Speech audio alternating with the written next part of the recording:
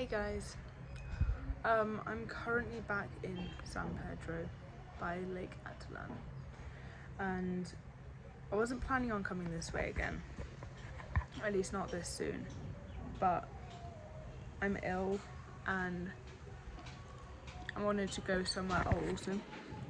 Got my nice little snacks there, some granola and apple. Yeah, I'm ill, and sometimes, you know, when you feel ill and you just need to be somewhere that feels familiar, and yeah, I basically I started medication for my stomach, but they don't know whether it's bacterial or viral. I think that's what they said. It's really difficult to understand when you don't speak each other's language, and it's also really just embarrassing having to ask for what you need. Like, I had to just basically put into Google Translate, like, I have diarrhea, please help me. And to be fair, they were really nice about it, and they did help me, but the pills don't seem to really be doing anything. My stomach is in bits. I can hardly eat anything. I'm just like going for the most basic food I can. Last night I had a really nice chicken soup, very nourishing, like broth and chicken and veg. It felt like something that mum or dad would make when I'm ill, so that was good. I feel like maybe that helped a little bit, but this morning I did wake up just feeling just as rubbish, so I don't actually know. But yeah, I don't think that it was helped by doing the Akatanango volcano hike, to be honest, because I'd been ill for about four or 5 days by that point, and because I'm stingy, I decided that since I'd paid for it, I couldn't back out. And also I had the mindset of, if I don't do it now, when am I going to do it? Because one of my friends was doing it and I was kind of piggybacking off her plans, not on her plans, I don't know. And I just knew that it would take me a while to actually rebook it and replan it, and I was in the right area, so it made sense. Anyway, that hike was so difficult. I know I said a little bit about it, but when we started off, so it doesn't start off with like a nice little gentle slope into it. It starts off just like up a gravel track, like steep. Everyone had been telling me it was really hard, and I was like, yeah, I know it's gonna be hard, like, yeah, obviously. And then I was planning on wearing my sandals. Thank God I didn't. Like, genuinely, if I'd worn my sandals, I would have, yeah, it would have been bad. I borrowed some walking boots, and they were amazing. And despite that, 5 minutes into the walk, I was like, fuck, I'm dead meat. Like, they're gonna have to leave me here.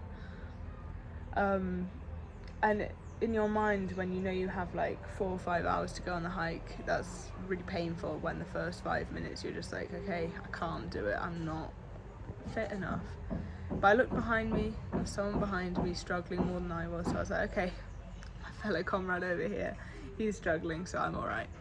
And then that kind of gave me the boost. You know, when people start pausing on walks and take breaks, I was like, okay, they're taking a break, this is my motivation to keep going.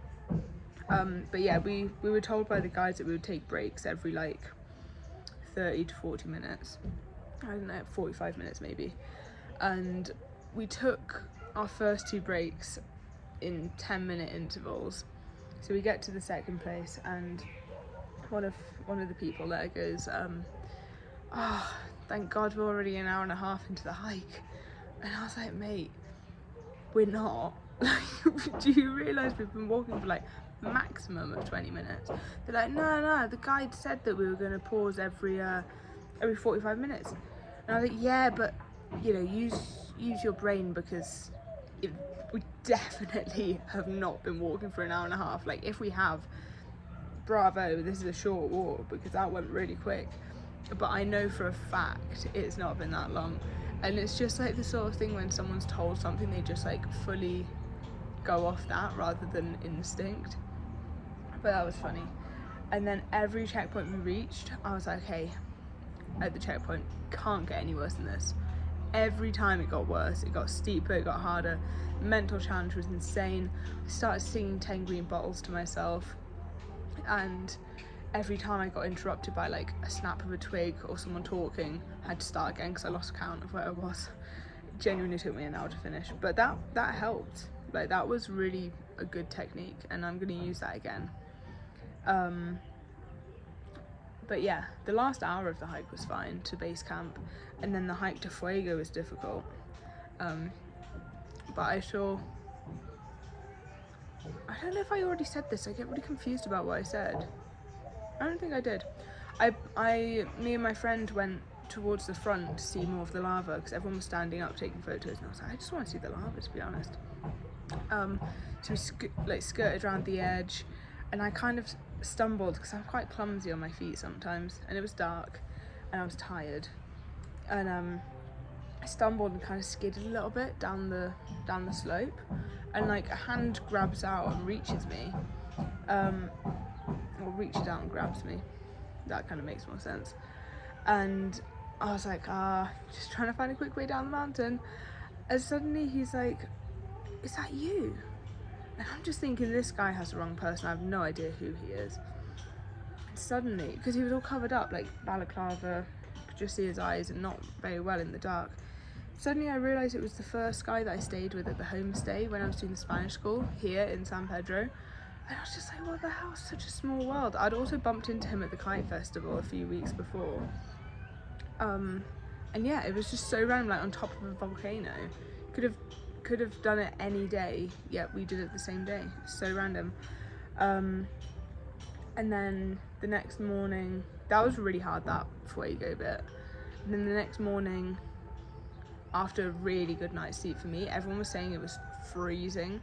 I got the worst spot by the door with all the wind coming in, but I was toasty. I had 3 pairs of socks on. I was absolutely roasting, and everyone woke up like, oh, I'm freezing. And I was like, I'm nice and warm.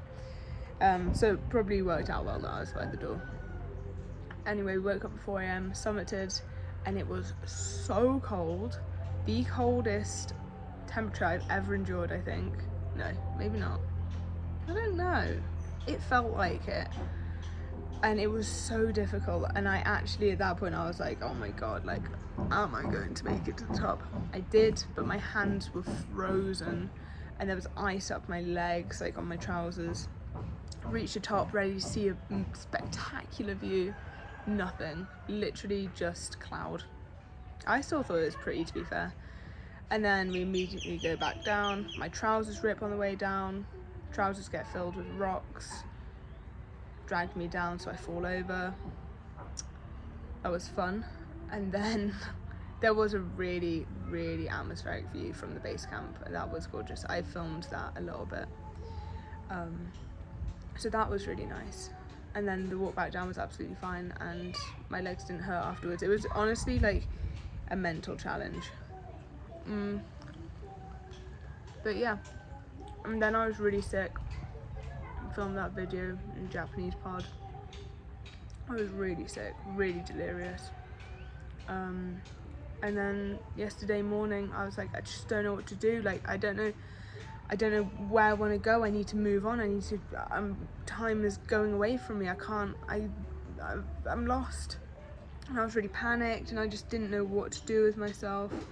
And it doesn't help when you get into that situation of like feeling like you're useless at something. So I just wasn't feeling like I was doing anything with my time, and I couldn't figure out what I wanted to do.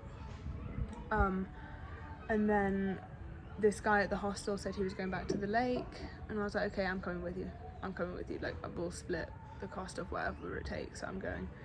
And I think it's good because I know people here. I have friends. I have like more of a base. It's kind of like a home from home. It feels like somewhere I can recover a little bit. My stomach is not good at all, and I can't, if you know me, you know that I can't like think about more than one thing at once. So I've got so much on my mind right now with like student finances asking for my money back that they wrongly loaned me, but I don't have enough to pay them because all of my travel money is in a bank account that's currently blocked due to fraudulence. I won't go into that, but it's annoying. And I'm really struggling to just do things because I'm ill and I can't focus on more than one thing apart from just getting better at the moment. But that could take ages, and yeah, I need to move and make plans, and things get booked up, and it's hard, and I want to be able to be spontaneous, but it's difficult to be spontaneous, I think, more so now than when, say, like when my mum was traveling Guatemala. I feel like you could be more spontaneous because you had to be, like, there wasn't as much, there weren't as many things to book because you couldn't, and that's something that I'm just like finding a little bit frustrating. And things can be a little bit expensive sometimes, especially in the touristic areas, but I think that it'll all work itself out and we'll be fine. And I've just yapped for over 10 minutes because I've just got nothing to do because I'm ill. So yeah, if anyone wants to give me a ring, make sure to use WhatsApp. Just call me, talk to me, make me feel better. You can send me a care package if you want. Yeah. Anyway, I am fine and I'm loving it. Just not loving this current moment. Yeah. Alright.